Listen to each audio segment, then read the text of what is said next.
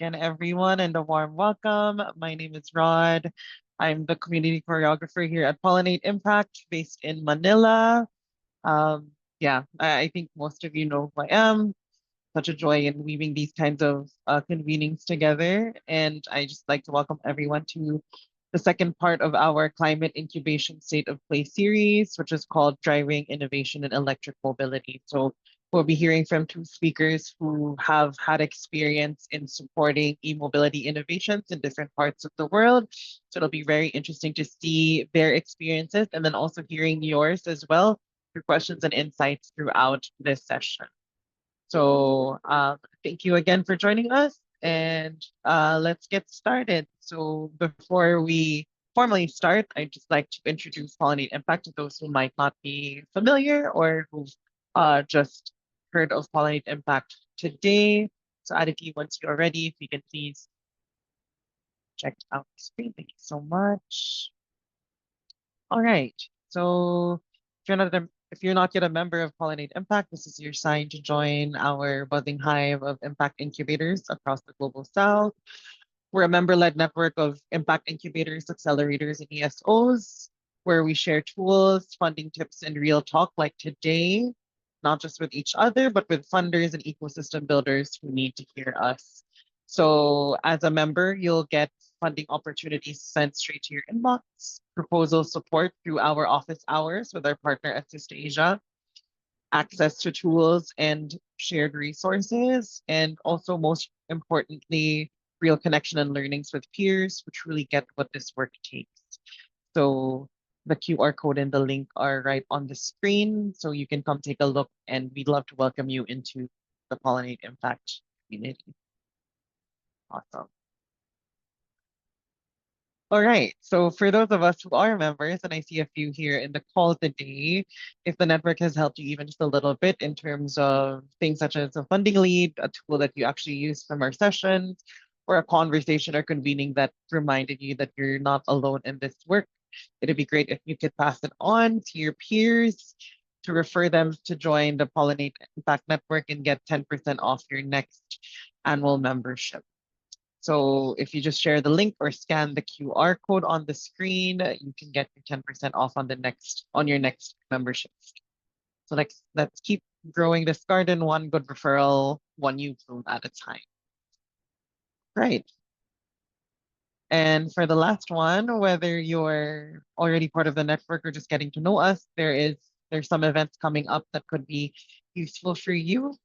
So first one is on October 8th, where we'll unpack practical due diligence tools to help impact incubators strengthen their decision making and better support their entrepreneurs. So this one is a members only session. Then on October 15th, we're starting our agriculture incubation state of play series, which is a deep dive into how agricultural innovation is shaping. This one is specifically on the future of food and the role impact incubators can play in feeding the world. And then lastly, on October 29th is Roots to Results, where we'll explore creative alternative revenue streams from all over the global south that help impact incubators thrive beyond grants and equity. So hopefully you can join us then. Sign up link should be in your inbox if you are part of our newsletter or as a member. It's also in our WhatsApp nest.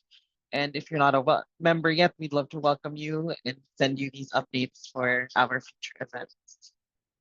All right, great. So thanks so much, Aditi, for this one. Let's see if we can get to know the people in the room so far.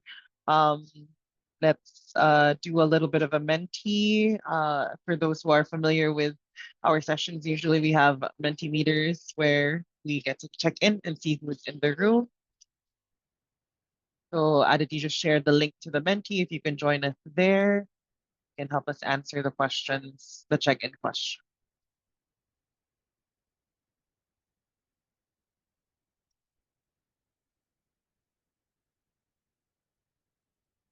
Aditi, once you're ready, we can project the Menti.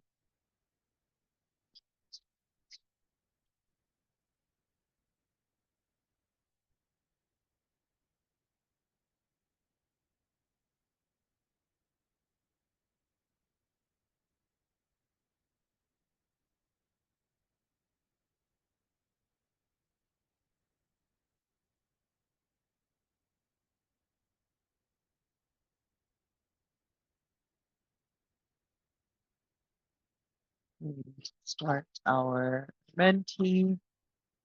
How did you let me know if you're ready?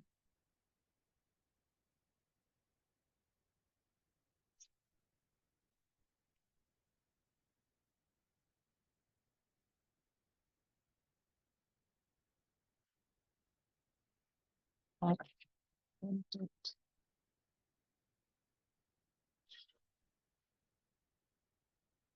great. Awesome. So I see some people have answered.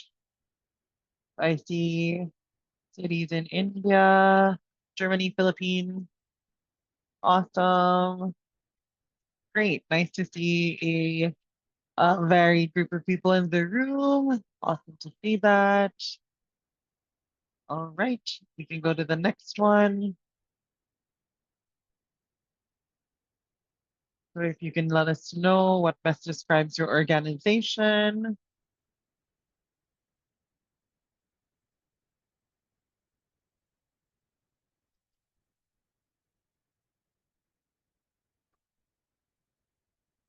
Incubators.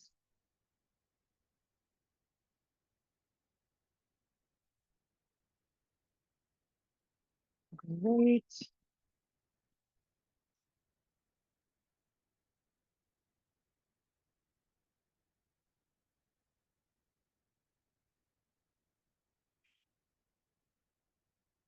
So we have a funder and donor in the room. Any others? Great. We have majority of incubators so far.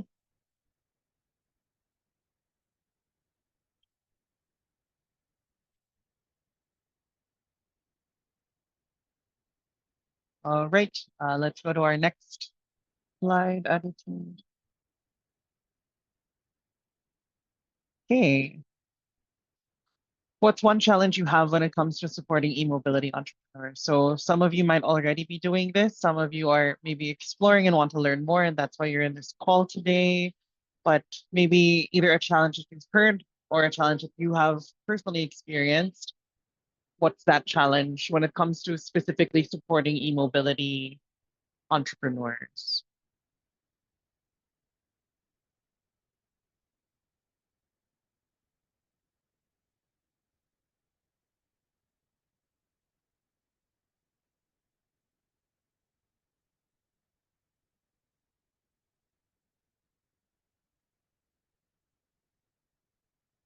CapEx heavy sector. That's right. There's a lot of capital that's actually needed to start or sustain e-mobility enterprises, which could be a big challenge both for the entrepreneur, but also for the incubators to support e-mobility enterprises since it does require a lot of funding. Any other challenges?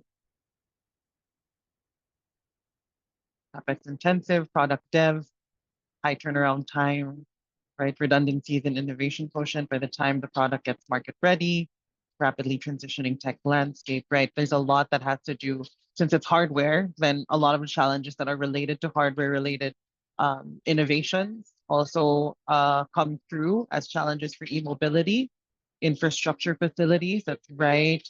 Um, the funding and testing labs for their hardware,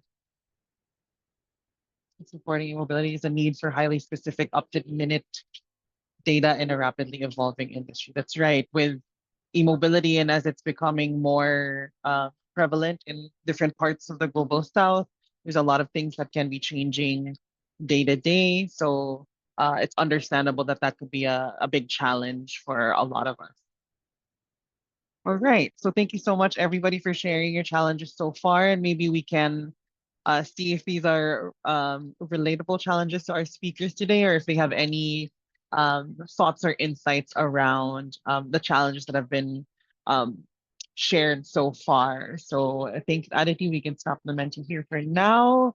We are a smaller room as of now. We're expecting a few more people to come, but I think for now let's get started on our conversations because I am really excited to hear from our speakers for today. So we have two speakers, Sebastian from Siemens Stiftung and then Ashish Garde from Magic. So before we start our conversations, I'd like to give time for both Sebastian and Ashish to introduce themselves. So Sebastian and Ashish, if you could introduce your name, where you're coming from, your organization, and then we usually do a fun question during our pollinate sessions. So our fun question for today is what's what's a fun mode of transportation for you, especially when you travel, right? Like, do you like trains, trams, scooters, uh, all those sorts of things. So we'd like to get to know you more. So maybe I'll start with Sebastian.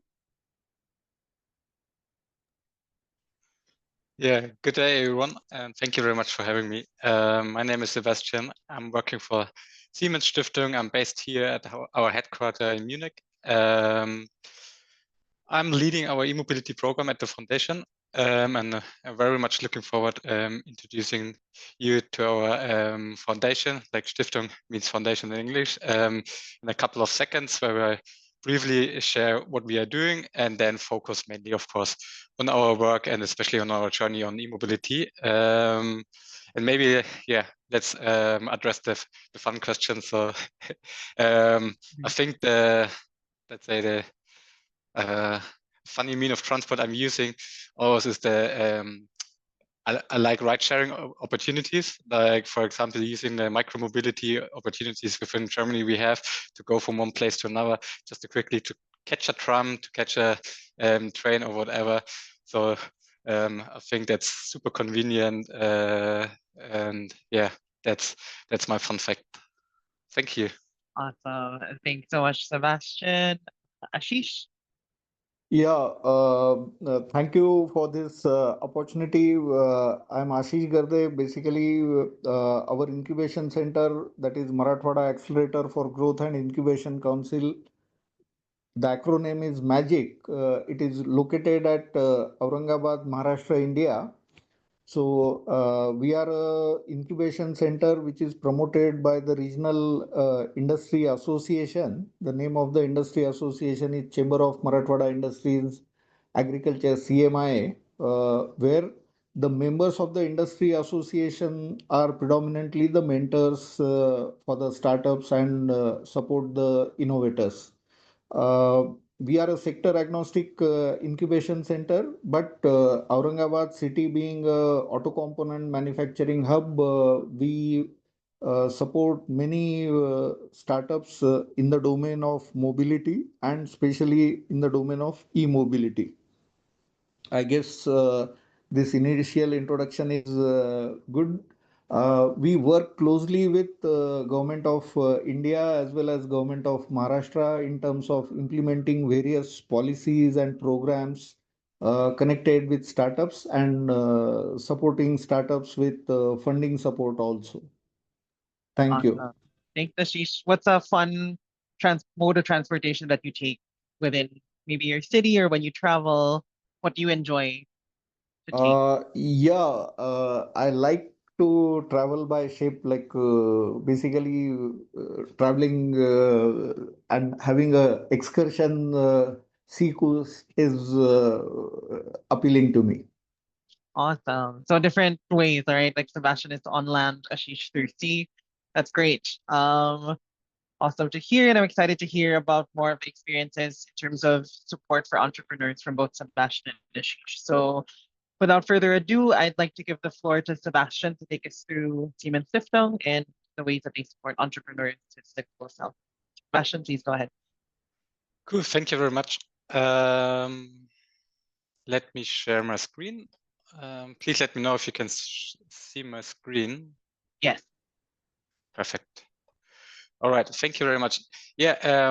Let me briefly start with an introduction into the Siemens Foundation before I then tell you about our journey and our work incubating, accelerating innovations in the e-mobility value chain.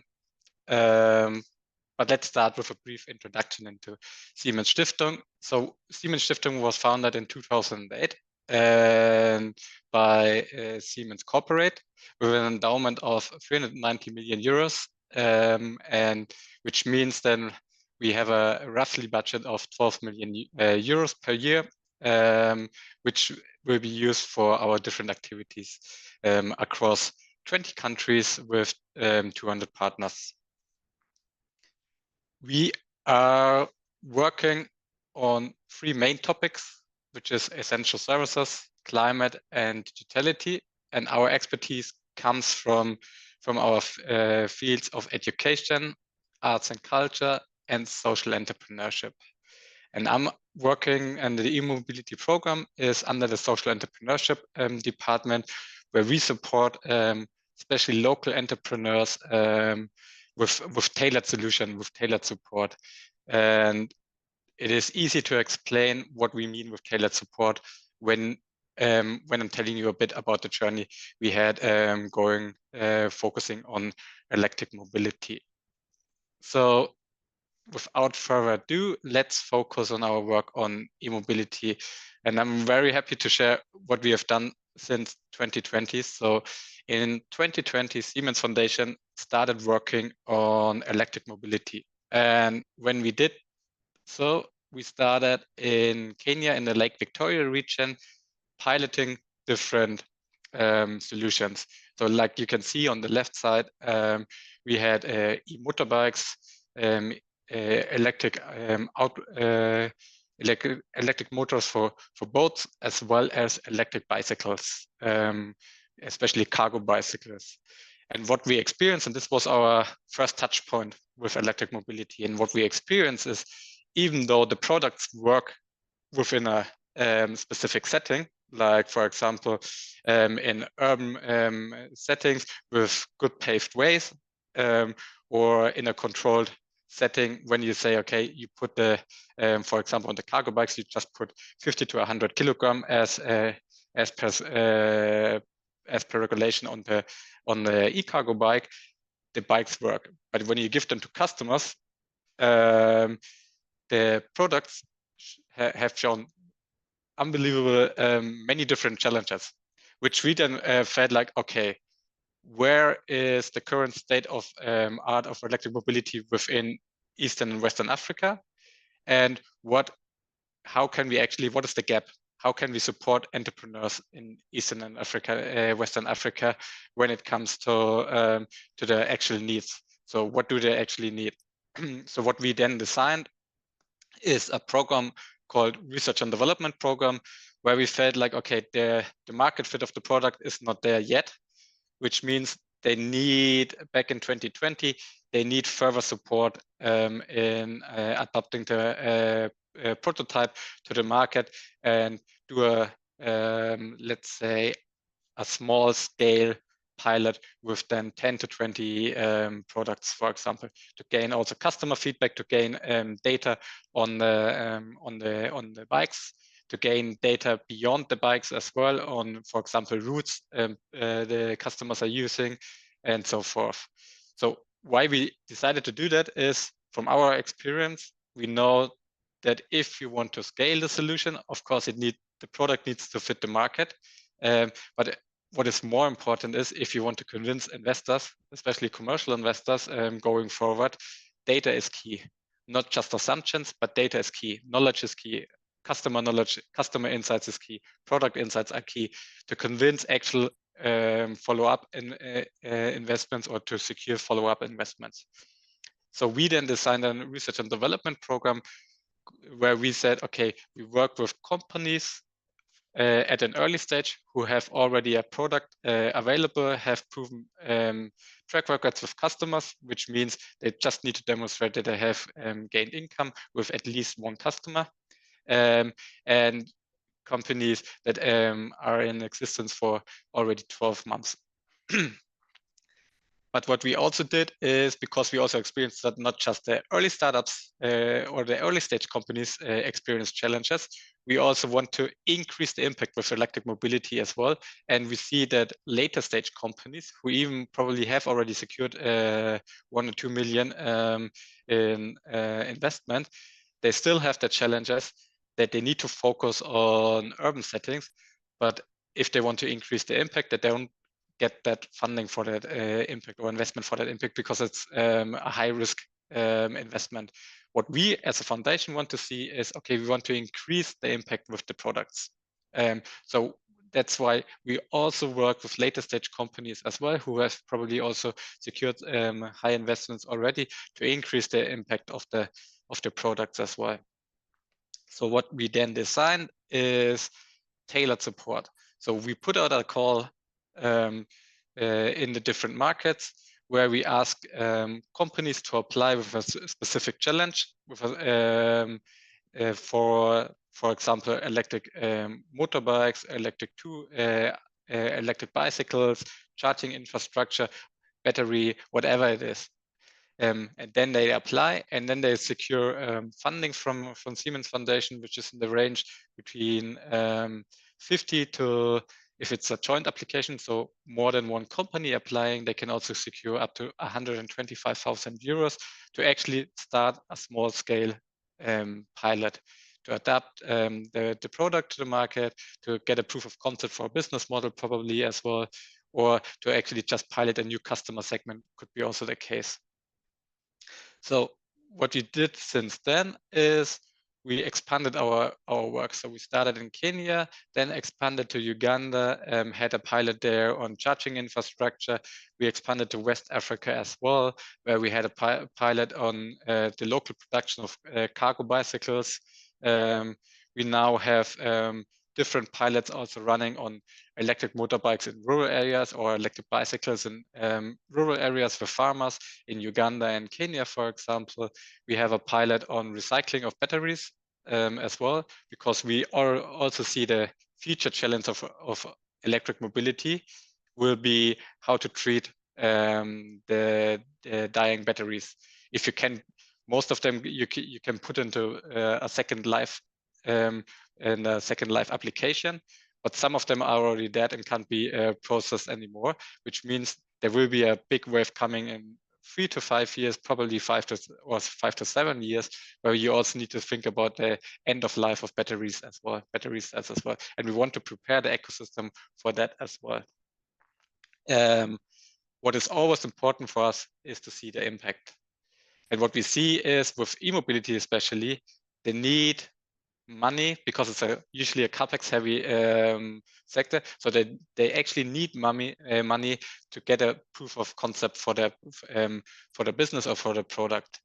And what comes with the money is then also capacity development. So what we offer is funding pilots for R&D in 5 countries. So we currently work in Kenya, Uganda and Tanzania in East Africa, and in Ghana and Nigeria and West Africa. That comes with individual training or coaching or mentoring or whatever the companies actually need. Like for example, next week, because we are working with a company in Nigeria who wants to assemble electric motorbikes locally in Nigeria. So going forward, they experienced that, okay, roadside mechanics is a key issue because the skills of roadside mechanics are for internal combustion engine motorbikes, are fitting those products, but not for electric mobility. So what we see as a barrier for scaling electric mobility in Nigeria and also for the companies, okay, we need to upskill roadside mechanics to a certain degree. That's why we, for example, have a training next week or with roadside mechanics as well.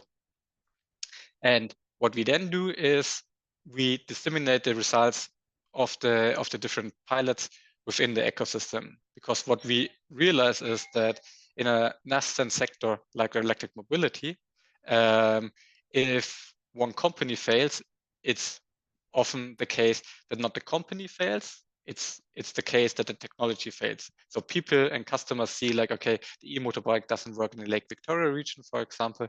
It doesn't mean that the company failed. It means that electric mobility fails, which means the impact on the overall ecosystem is quite huge in a nascent sector like electric mobility.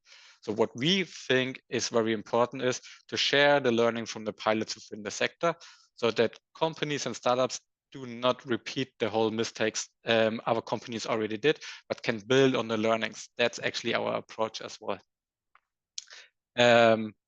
And when the companies when we conclude our work with the companies, we also towards the end of the work with our companies, we also try to have kind of matchmaking sessions with commercial investors or with our partners who can either provide higher tickets and grants or can provide other financial support like blended financing or something like that, or we even connect them to international investors as well who are interested in electric mobility in sub-Saharan Africa.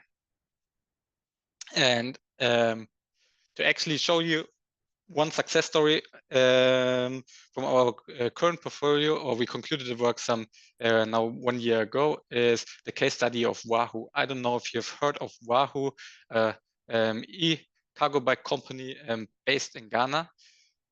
So when we started working with Wahoo, it was 3 years ago or 4 years, no, 4 years ago, I think 2021, we started a small pilot with Wahoo. Back then they were called Cargo Bikes Africa, where we tested the cargo bicycle, which you can see on the far left, in urban and rural settings in Ghana.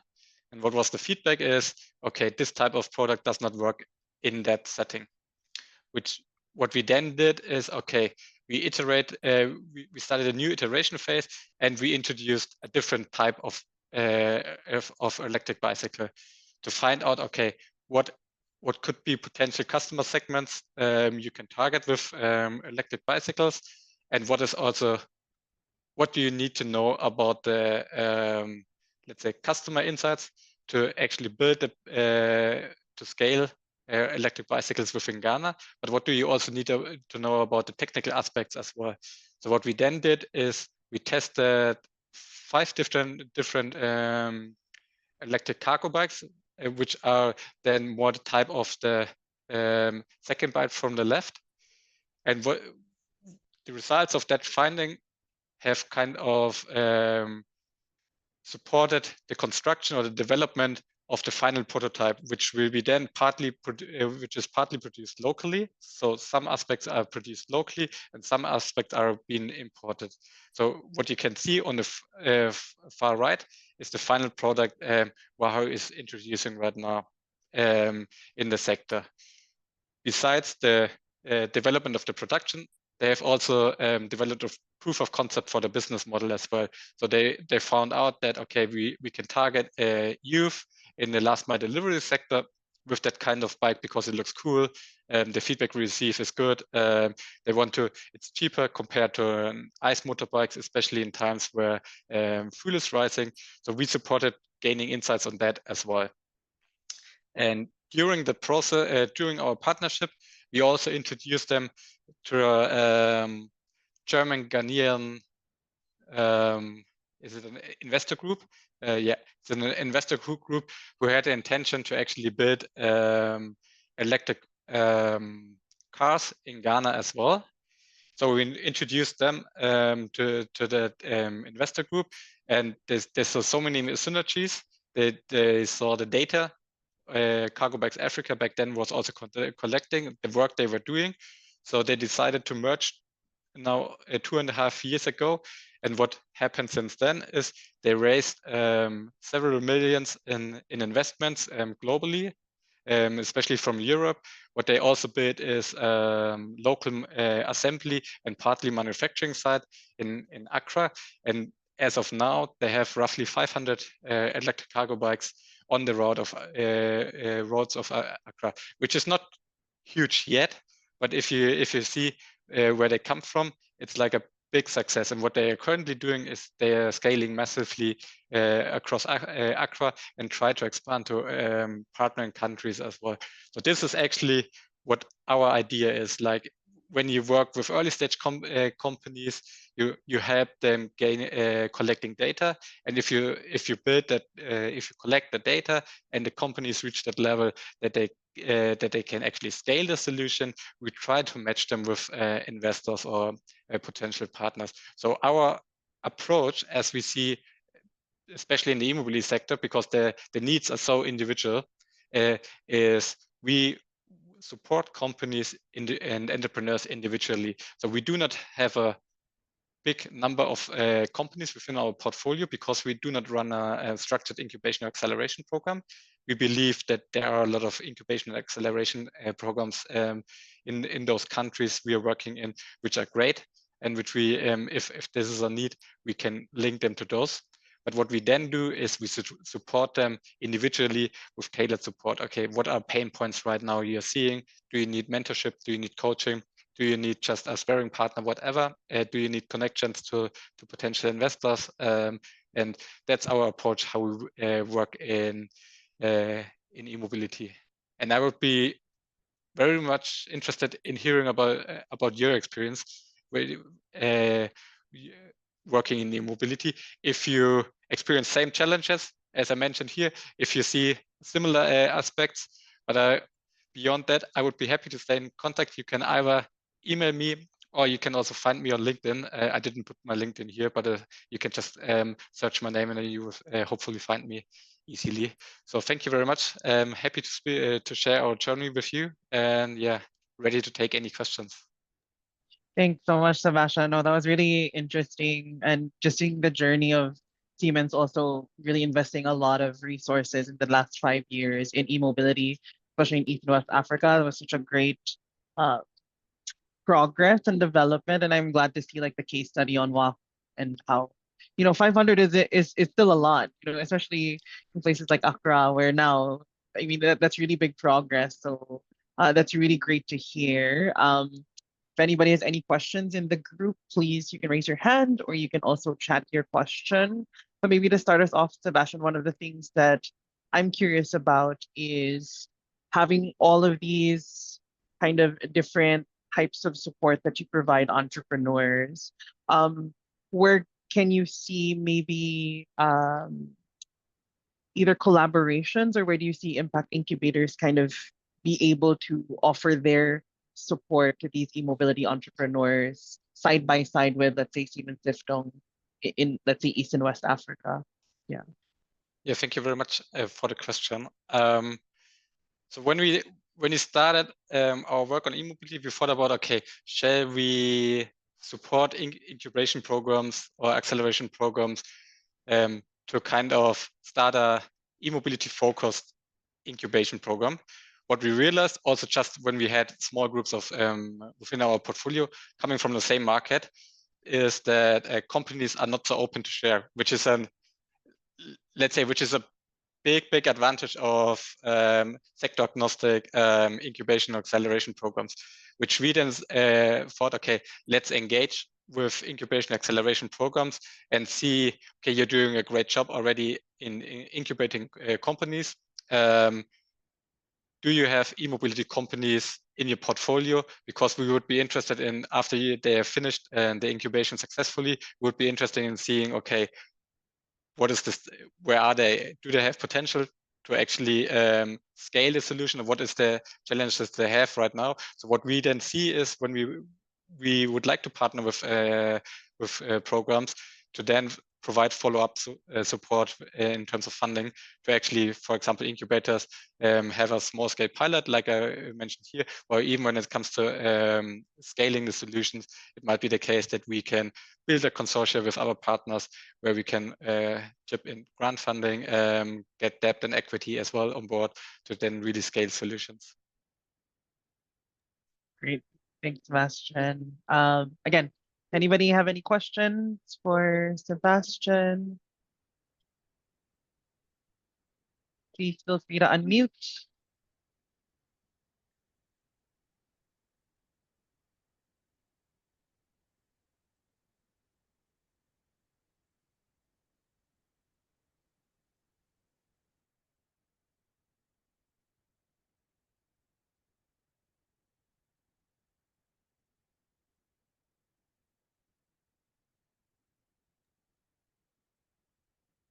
Okay, maybe while people are thinking, my other question, Sebastian, is, one thing is developing the actual hardware or like the tech for e-mobility. The other side of it is adoption, right? Especially for people in the place, in the country. maybe what has been helpful for you or learnings that you've gotten from these entrepreneurs in terms of maybe adoption of e-mobility vehicles, for example, like compared to your usual engine-based vehicles? There are, with electric mobility, there are always two challenges. Usually they are not as affordable as the ICE vehicle, which means you need to find solutions to either convince customers or reduce price, or get someone on board, like asset financiers, to take the to provide financing to make the product more affordable.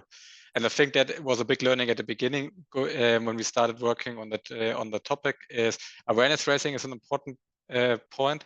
The sweet thing about electric mobility is as fuel prices rise, the operational costs of the vehicles are getting more and more convincing for customers, because when you look at the last mile delivery riders, for example, they of course look at the total cost of the vehicle as well. But what is more important is for them is to have, let's say, $2 or $5 per day more in the pockets at the end of the day, which means if you can kind of secure that benefit of electric mobility, if you can make sure that the customers can actually benefit financially also from the vehicles, especially when they earn money with that. I think that's a big advantage to actually raise adoption as well. And that's what we can see, especially in countries like Kenya and Uganda, where you have a big fleet of motorbike taxis, like they called border riders there. If you have that kind of big fleet of potential income customers who make a living with the product, it's easier to convince them, because then it's not about pleasure rides. It's then about, okay, increasing household incomes, and that people can actually see the impact of that in the pockets, and that's also convincing compared to then the other competitive products on the market. Very great point. Thank you so much, Sebastian. Okay, we have a question here from Pradnya. What are the things as an incubator we need to understand if we're onboarding an entrepreneur focused on innovative tech solutions like e-mobility for sustainability? I think one aspect is there are two big barriers when you have capex heavy sectors. Is like one barrier are skills, which are taught in the incubator, but the bigger barrier is actually financing, and also convincing entrepreneurs that you do not need 100,000 to do a 20 to 30 bike pilot, for example, but convincing them also that a small scale pilot helps to take the next steps, because you can always convince investors with data. And if it spends from 20 bikes, it's better, of course, but if it spends from 5 bikes, it's also good. So finding the sweet spot, okay, how can we actually access financing for them to pilot their products, and what kind of skills do they actually need to get the product out. And that's the thing, is also being aware that the ecosystem of a nascent product like electric mobility, you always need to think in an ecosystem kind of way, because you need asset financer, you need the vehicle providers, you need charging providers, you need battery technology to make things cheaper, you need all the technical aspects as well to do the payments, for example, through the payment to pay as you go, for example, for asset financing, and keeping that in mind, and then seeing, okay, where do our entrepreneurs actually, what is the gap, or what is the market segment our entrepreneurs should be in, and is in, that helps a lot. Thanks, Sebastian. So really like technical expertise, access to financing, ecosystem visibility also for all these different aspects. It seems to be a lot of things to consider, right, for incubators. Yeah, yes, Chris, please go ahead.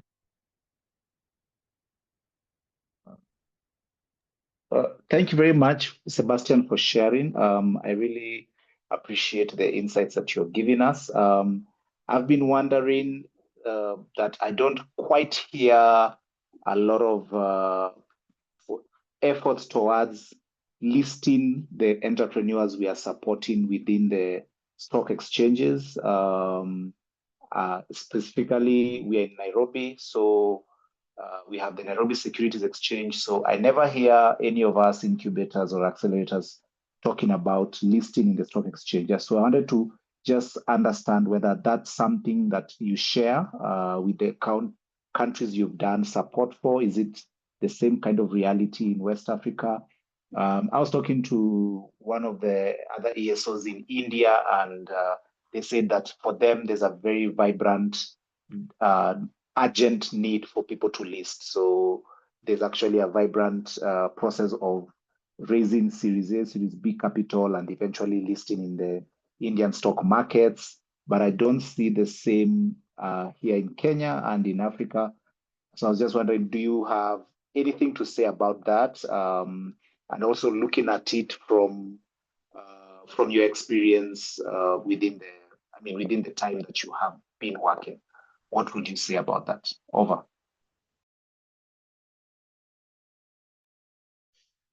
Yeah, thank you very much for your question, Chris. That's actually a very interesting question because I never thought about that. Because and that's maybe also the answer to your question is I'm not sure whether the enterprises are already big enough like to be listed at the stock exchange market, because like we're still talking about 1,000, like the big players in Kenya, for example, we're still talking about maybe they have 1,000 e-motorbikes on the road, which is huge, but is that already significant enough to be listed at the stock exchange market and actually to raise through stock exchange markets new investments? And that's the big that's one question. And the other question, but I'm not an expert on stock exchange markets, so apologies if that's not fully correct. The other question is, who would be the buyers of the stocks of those companies on the market? Like, who are the players actually buying then shares from the different companies? And that's the question. Does it need that kind of investment raising tool, or is the normal investment raising journey like Series A, Series B raising not done yet, and they need to finish that first before they should actually go to the stock market? But I don't, like I said, I have no experience on that, but I find it a super interesting perspective, and thank you for raising that question. Thank you. Thanks, Chris. May I do a quick recount, So within the Kenyan Securities Exchange, there is something called the GEMS segment. So this is the growth sector, and it actually accepts medium-sized businesses, and a lot of these bike companies would qualify. And then within the capital market space in Kenya, there are some of the companies that are playing on the pay-go model. So companies such as the vendors of the Sun King, Watu are people who provide motorbike credit. There's Watu have what is called a commercial paper. So it's a private paper, and they raise upwards of, so this is a 15 million, what is it called? Yes, $15 million raise by Watu for Uganda at a coupon of 10.75%. And this is a capital market, what is it called? Capital market security. So it's not listed, it's a private placement. And then within the Kenyan system, 4G Capital, that also plays a lot within the border or motorbike space, recently issued a private placement to raise, let's see, they're offering interest coupon rate of 16% on the Kenya shilling and 10.8% on the dollar. And they were raising, let me see how many $1 million they were raising. They were raising, I can see it here. No, I'm not seeing it in prospectus. Okay, the prospectus doesn't have the amount of money they're raising, but I suspect it could be not less than $1 million. So these are some of the things that are available within the capital markets. And I wonder whether we as ESOs can begin to explore what those options are and how we can help the SMEs to raise. And I do know that some of our solar providers, M-Copper did also issue such a corporate bond. Yeah, so that's the word, corporate bonds. But they're private corporate bonds. They're not yet listed bonds, but they're really just on their way there. So I think there's something to be said around that, and would be happy to continue that conversation on the side and see what options we can explore together. Over. Yeah, thank you very much. Yeah, please reach out to me because it sounds super interesting. The companies you have mentioned, Vatu, as well as Copper, are two asset financiers. And I think for asset financier, it's something different and it makes totally sense because asset financing, you really need to raise millions to actually start asset financing. And it's different if you talk about, for example, then the companies themselves who produce or assemble the products. But yeah, happy to continue the discussion and please get in touch with me. Thank you. Thanks, Sebastian and Chris. I'm glad to see that there's already connections building after this call. But for now, thanks again, Sebastian, for all that you've shared and answering the questions.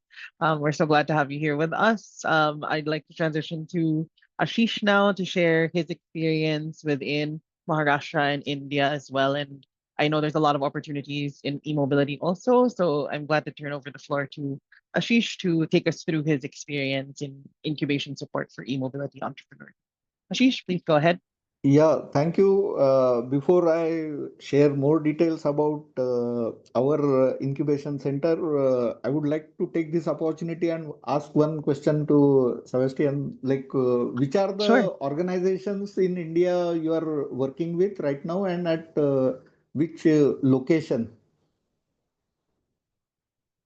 Oh, yeah, thank you very much. In India, we are working just through our education program. And I would need to ask the colleague actually what is the name of the organization, because I'm not so involved. What I do know is that we run an education program together with Siemens India in India, and I think but I'm also not sure what is the location. I think it is Delhi, but I'm not quite sure. But if you like, I can put you in contact with my colleague who's running the project, and he can tell you a bit more about our work there. Yeah, sure. And another follow-up question, like if as an incubation center, if we have to collaborate with you, what is the process, or how do you work with other incubation centers in other geographies? So our work on social entrepreneurship focus mainly on East and West Africa. But how we work with them is we identify we scan the markets for existing incubation acceleration programs, and then we engage with them, and we see based on our strategy in the different sectors, like for e-mobility, for example, we going forward, we try to partner with incubation acceleration programs through technical assistance and through, let's say, as a source for sourcing companies as to provide grant funding afterwards. So this is more or less than a informal engagement with incubation acceleration programs. And sometimes when we have, for example, third-party funded projects, we also partner with incubation and acceleration programs, and there we either reach out to different programs, or we put out a call for applications so the organizations can apply to partner with us. Yeah, thank you. Just to let you know, we have two Siemens manufacturing plants in our city. One is connected with railway wagon wheels, and another is connected with panels.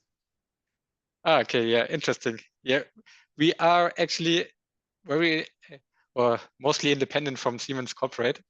I need to say that because always people also we also get a request for super specific technical support through Siemens Corporate from our partners and entrepreneurs as well, because of course it would be a super valid and relevant experience. But as we are very independent from the corporate side, it's sometimes challenging even then to offer that technical aspect. But yeah, I know that Siemens India is quite big across India with so many sectors. So glad to see that within your city there's also Siemens India. Yeah, yeah. I will connect you offline afterwards. We'll have more conversation. Thanks Yeah, for please. answering all the queries and look forward to connecting with you offline. So Thank you, now Ashish. I will begin with what we are doing through our incubation center, that is Magic, which is based at Aurangabad, Maharashtra, India. So our incubation center predominantly, as I mentioned, is supported by the Industries Association, and we are well connected with industries in the region and in the country also. So we have good access to industries, and that's precisely what we offer to the startups or innovators who are developing their products. As I mentioned earlier, we work with government of India, and we also work closely with government of Maharashtra. So we promote entrepreneurship amongst the students, mostly engineering college students, and right from the stage of idea to commercialization of their product. We help them end to end. We do complete handholding, as we have got relevant experts available with us, and we have got access to most of the common facility centers which are supporting startups as well as existing MSMEs in the region. We have got a very big auto component facility center. We call it auto cluster, and that facility is also available to these startups as well as innovators who get connected with us. We have another big cluster, which is a common facility center for ESDM, specially. And as a destination, Aurangabad, now it is emerging as India's one of the biggest EV destination. Around four big EV manufacturers are now setting up their EV manufacturing plants at Aurangabad, along with their entire vendor base. For example, Toyota Kirloskar Motors, Ather, JSW Green Mobility, and others. So we are right now working in two, three verticals. First vertical is we are working closely with existing MSME units in the region, and creating the required awareness for their transition from like ICE related components to EV related components. So there are few MSMEs who would be in a way compelled to shift from their existing manufacturing facilities, considering the major shift in manufacturing of EVs in India. So we are helping them in their transition. The other activity which we are doing is we conduct many innovation challenges, specially targeted at specific problems which needs to be addressed by these industries. So with the help of engineering college students, faculties, we help the companies who wish to outsource their innovation to such external agencies or institutions, and facilitate their innovation journey.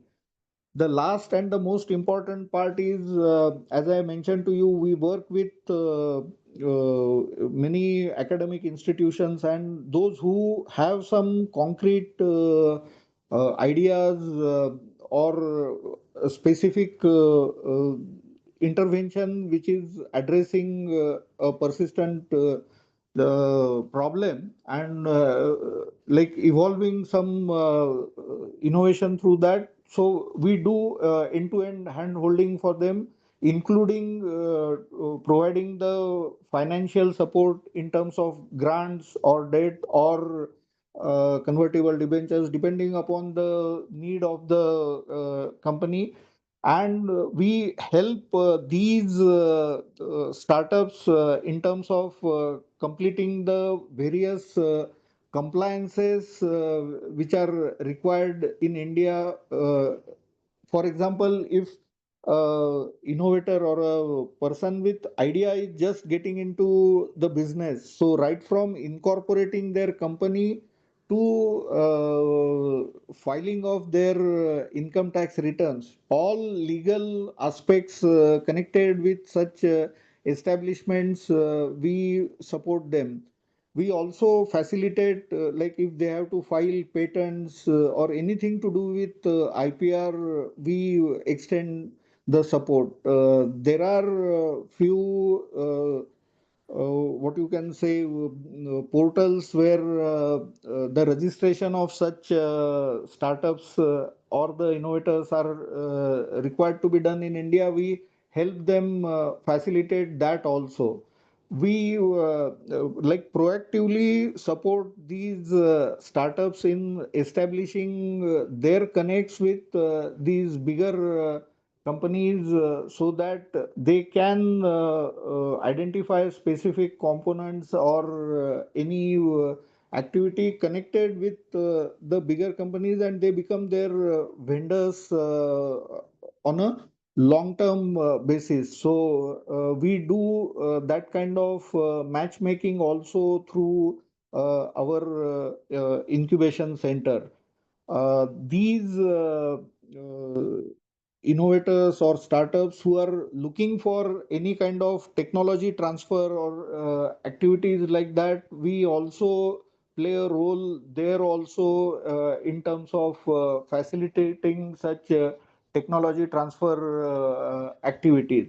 So uh, basically we address the pain points of startups and innovators in accelerating their journey by all means. And since we are connected with industries, we are connected with government, all such their minor challenges which are hindrance for their growth, we ensure that they are quickly addressed. And in case there are startups or MSMEs who are looking for bigger round of funding, then we also help them connect with other financial institutions who can support them in their journey. So these are broad activities which we conduct through our incubation center. We are in the process of establishing a common facility center for EV components, so that the high value investment which is required for these equipments and machinery, most of the startups or MSMEs cannot afford that. So what we are doing is having a common facility center for these EV related startups and MSMEs, so that they can use this state of the art facility on paper use basis, so they don't need to invest in high-end machineries. At the same time, they can avail and use these facilities which are being created at the common facility center. Such common facility center help in enhancing the competitiveness of these companies. They like common facility centers also help them connect with their clients. So providing market access is also possible, and showcasing these startups to any outstation visitor or a sort of potential customer or a vendor is facilitated through such common facility center, which is connected with the incubation center. So this is the ecosystem that we have in our region, and whatever facilities or amenities that we don't have uh, at our campus, we have tie-ups with other institutions spread over various parts of the country, and we help these startups and MSMEs to get connected with them at their locations also.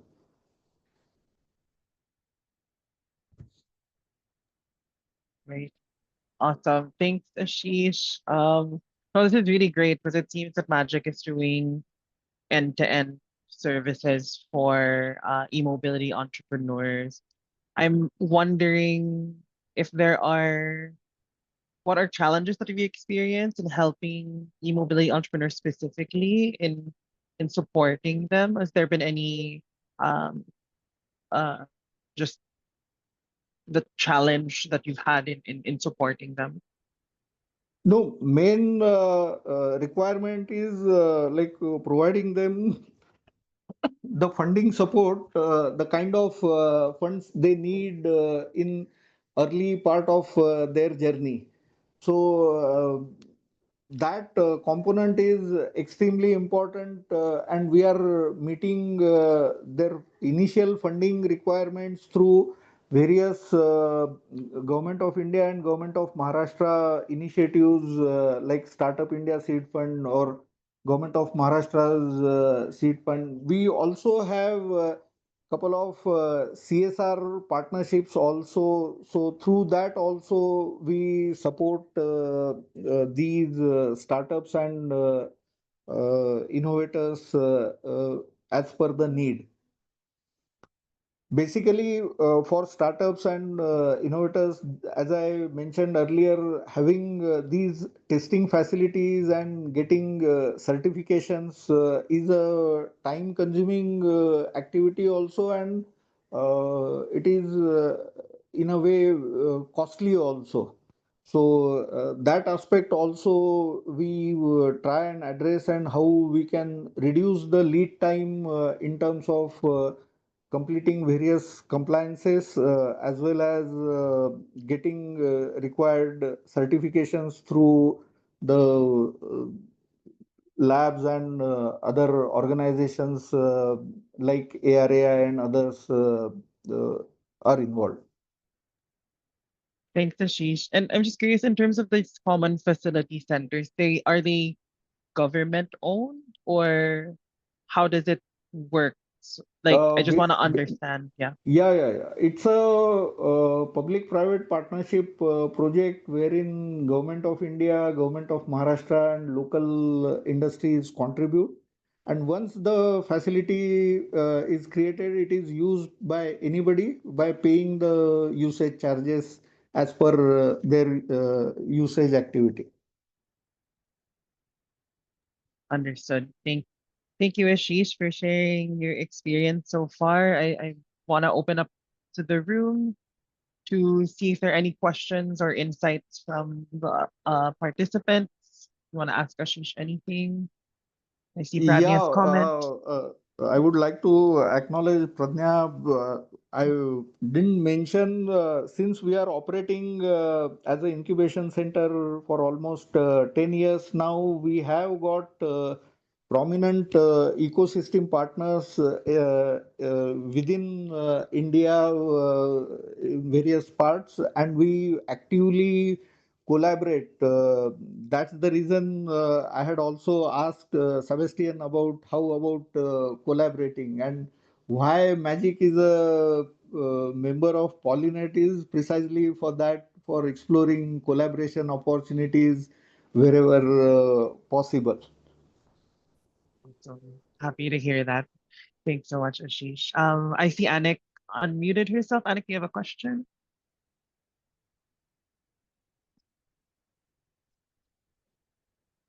Not yet. I don't have question. Sure, no Thank worries. you. Thanks so much. Anybody else in the room might have a question for Ashish?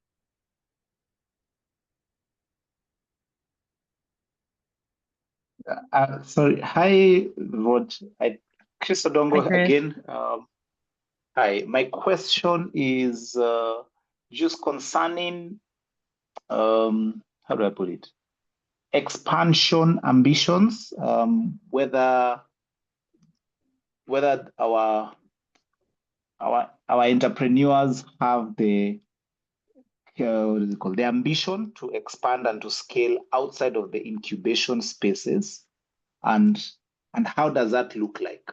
If entrepreneurs want to leave the incubation space so that they are expanding and working on their own, what's that path looks like? And I'm also thinking with e-mobility and things moving the way they're moving across different countries and moving with speed, I'm wondering, is there an opportunity or a case for an international collaboration around sourcing, sharing lessons? And this is a good initiative for the incubator to incubator or ESO to ESO learning. But I'm wondering, can we go beyond ESO to ESO and go into entrepreneur to entrepreneur kind of collaboration and learning from each other, and to see whether there are any opportunities for joint fundraising, so that then, because if you're talking to an investor and you're presenting a case of two markets, I think conceptually it should be more exciting to the investor.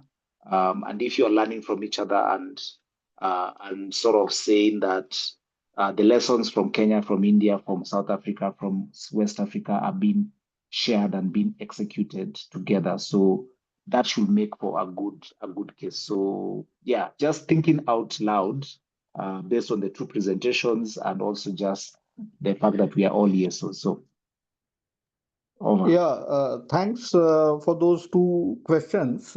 As far as companies moving out of incubation center, typically our experience suggests that those who get associated with us, they avail the incubation facilities for almost 2 years to 3 years, and they transition and they move out to their own premises or any other rented premises outside of the incubation center.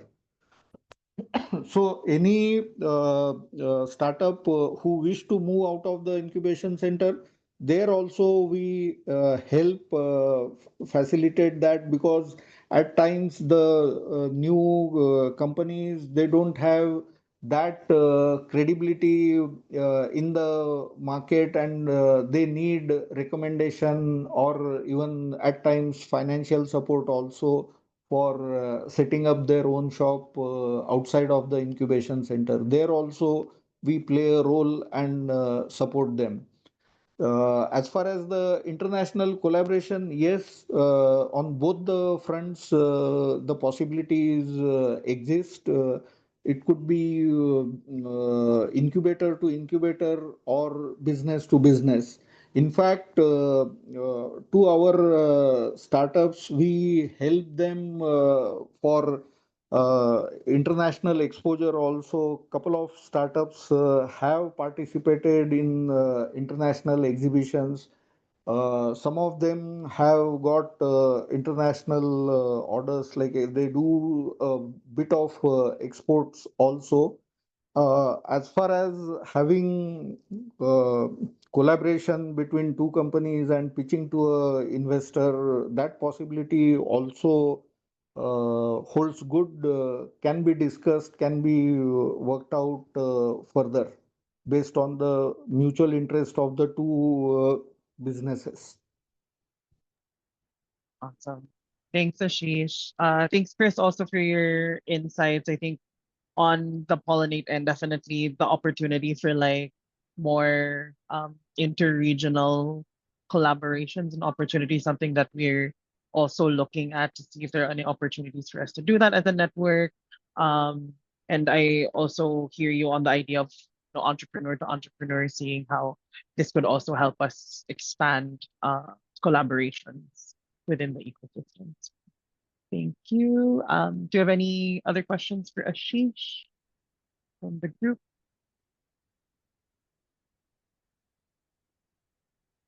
I think I have one, Ashish. Practically, what does your support look like? Because if it's end to end, right, from idea to commercialization, like what I'm guessing is that the program that you have in terms of incubation support is very customized to the enterprise, and then how does that work? Like in terms of the, I guess, resourcing that you do as Magic for it? Is it like, does one program officer, for example, really go through the different stages with an enterprise, or what does that look like practically in terms of a process of Yeah. incubation?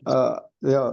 Thanks for asking that question. Basically, what we do is when we onboard a new innovator or a new startup as a incubatee of our incubation center, after signing the incubation agreement, we have a dedicated mentor assigned to that particular company. So typically, we don't operate on a cohort basis, but we operate, as you rightly mentioned, specific needs of a entrepreneur. And this dedicated mentor sets milestone for their journey in consultation with the business plan of the startup, and they interact frequently depending upon the need,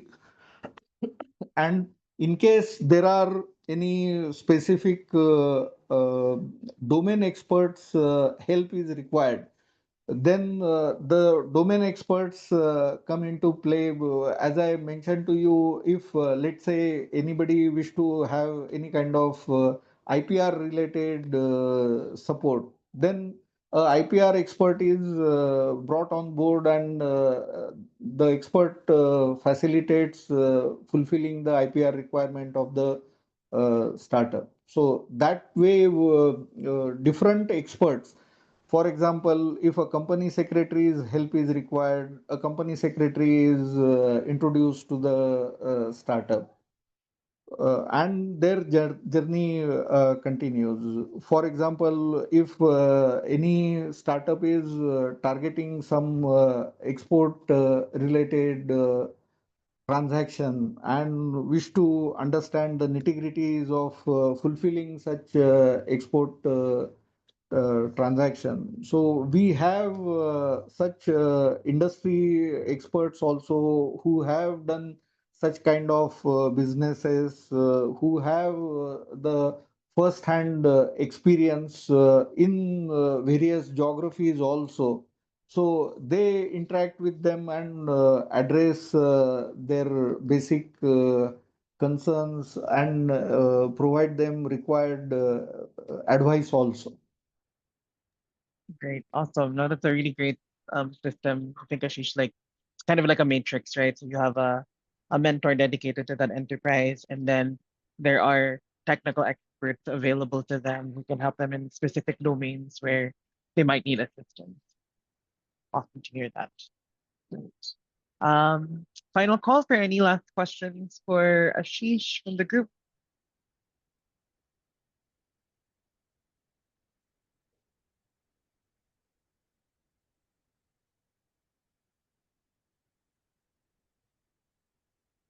All right, if no more questions, I'd just like to thank Ashish again for joining us and for talking about magic. I think they do such an amazing job in what they do. And thank you, Ashish, for giving us your time today also and sharing your experience here with us.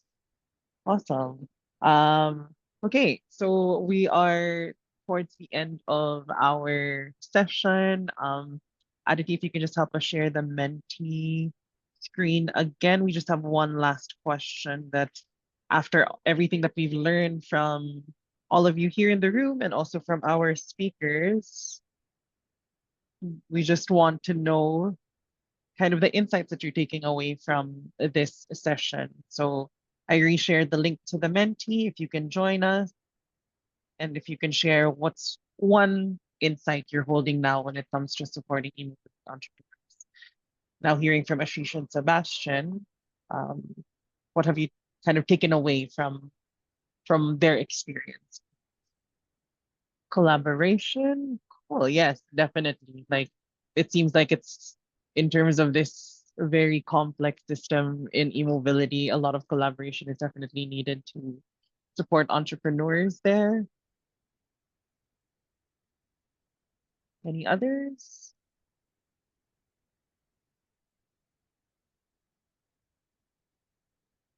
If Menti is not working, you can also use the chat or you can unmute yourself.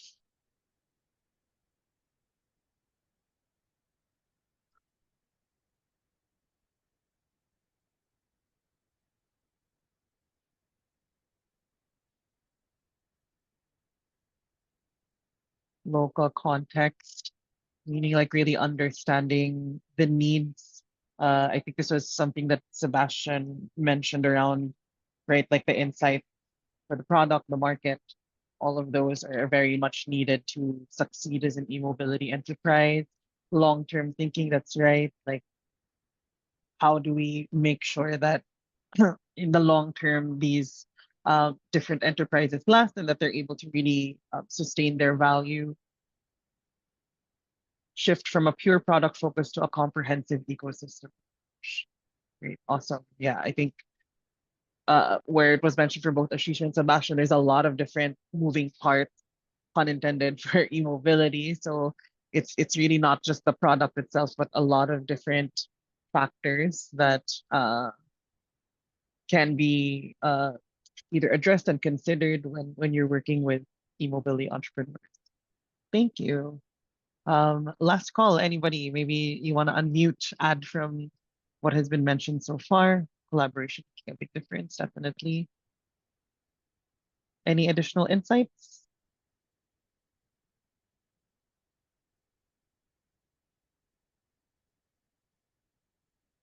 All right, if none, thank you, Aditi, for sharing the Menti slide. I'd like just to give maybe one more minute for Ashish and Sebastian to say their thanks and to give maybe their last kind of, maybe their one like best tip when it comes to supporting entrepreneurs for within the e-mobility industry. What would that be? And while they do that, I'll just bring up our feedback forms so that we can answer that. Maybe I will start with Ashish. Ashish, if you'd like to give me thank you, your last statement.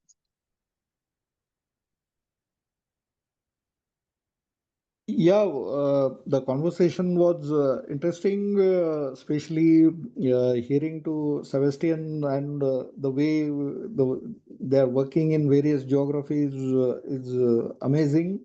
As far as India is concerned, there is a big shift in manufacturing to EVs. So many opportunities exist for the startups and innovators, and like meeting their needs or demand.